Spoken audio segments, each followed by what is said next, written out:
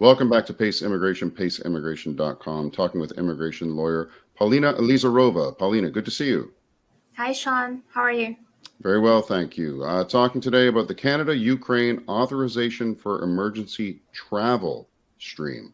I think I got all that in there correctly. We have the Russian language stuff on the screen as well. This is actually an exciting development for people that are looking for answers about immigrating to Canada from Ukraine. And Paulina, we'll just jump right in with what's available right now. And as you've got listed here, it's for Ukrainian nationals and their immediate family members of any nationality. Take us through some of this. Yep, that's one of the questions that we got a lot before the program was introduced, because there are many families of mixed nationalities where only one spouse is Ukrainian. And now we have the answer from the governments. The program is going to apply for Ukrainian nationals and their spouses and kids of any other nationality. Okay, and we've got visitor visa, open work permit, a couple of other things here. Take us through some of these points. For those who are outside Canada, they're going to apply for a visitor visa using a new online portal. And at the same time, they can just check a box saying that they want to work in Canada, and they will be issued an open work permit automatically at the border when they arrive to Canada. As I mentioned, that's for those who apply outside Canada. Those Ukrainian nationals and their immediate family members who are currently in Canada, they can also apply for an open work permit. It's just going to be a separate portal and a little bit different process, but they're also eligible for an open work permit. Okay, and I see at the bottom here we've got exemptions for unvaccinated and partially vaccinated Ukrainian nationals. Do they have to check a box on that too, or talk to someone about that first? How does that work? No, the application for a visitor visa does not have any questions regarding your vaccination status. It's they don't need to provide any proof of vaccination, even if they are partially vaccinated. They will just need to download ArriveCan app, as all travelers have to do right now, and fill in their information. Okay. Let's carry on to the visitor visa application itself. That we've got a link there that people can apply online. It says provide all the required information and supporting documents. What is some of that information that they need? The information required, it's the visa application itself. It remains this your typical Canadian visitor visa application. Every question is pretty much the same. That's your personal information, your residence information, information about your education and work history.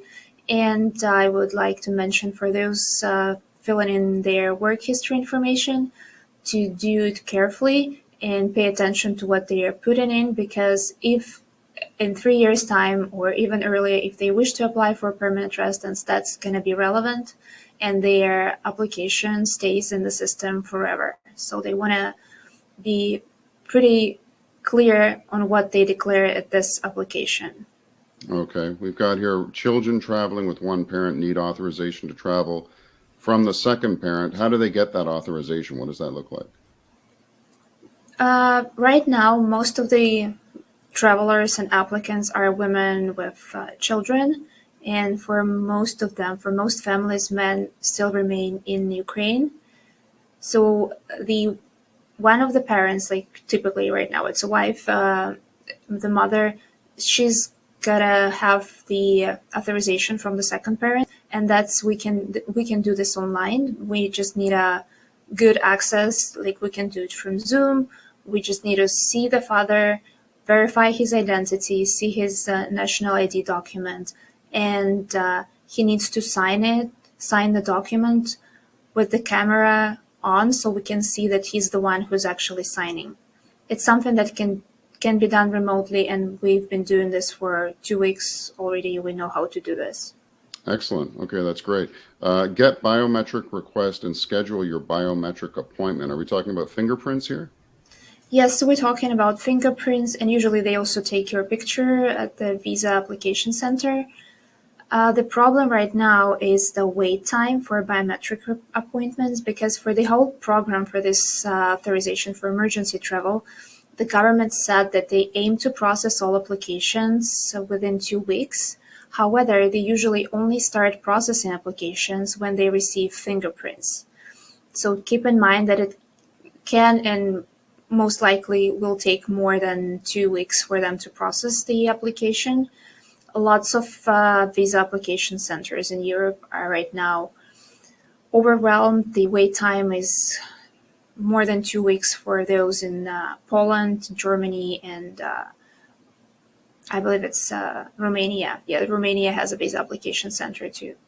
Yeah, I So was seeing when some. you Sorry, land, Paulina. I was seeing some pictures online that there were quite a long lineups there that people were yeah, standing in.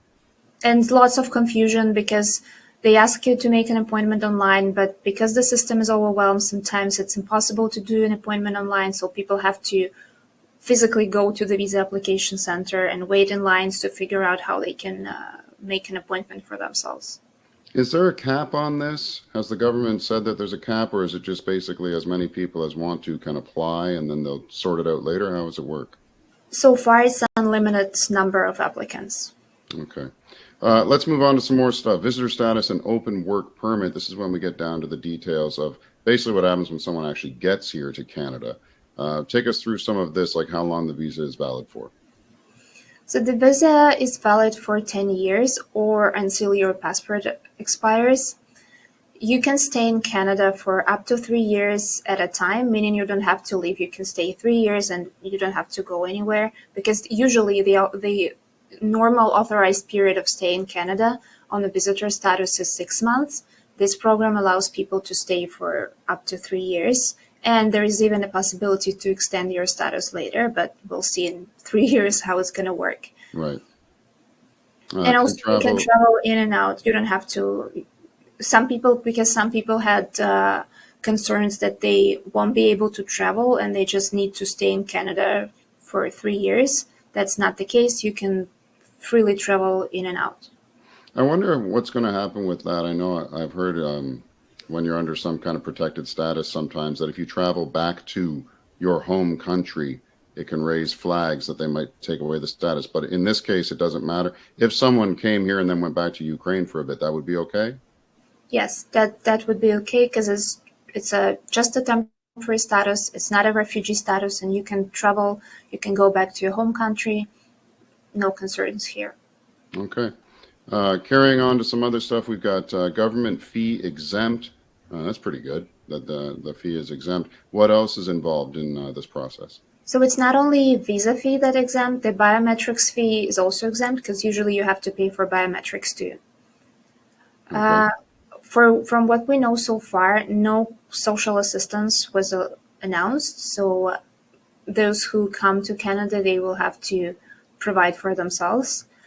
Healthcare can be provided, but it's gonna depend on the province because healthcare in Canada is a provincial matter, so it's gonna depend on the province.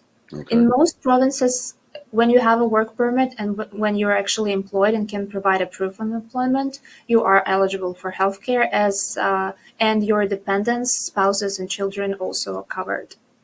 All right. What do we have here at the bottom with the option to study?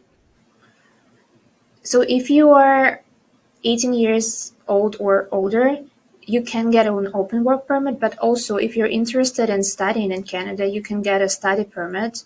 But this one, it's not automatic. You'll have to apply for a study permit when you're in Canada. Okay. Anything else you'd like to add? Some advice for people if they contact you initially, what you'd like to see right off the bat?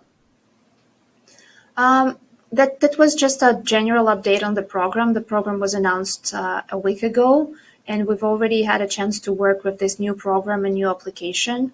It's pretty straightforward. Like, my main advice is for people to take the application serious, because be honest and disclose if you had any previous visa refusals from any other country, if you ever had any immigration issues like overstays in any other countries.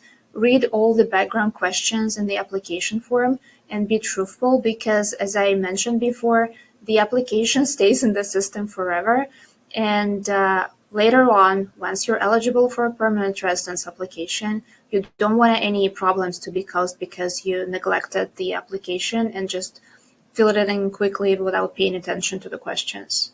All right, great advice. If you need help, you can contact her, Polina Elizarova at pelizarova@pacelawfirm.com. Paulina, thanks for joining us. We'll talk to you again soon.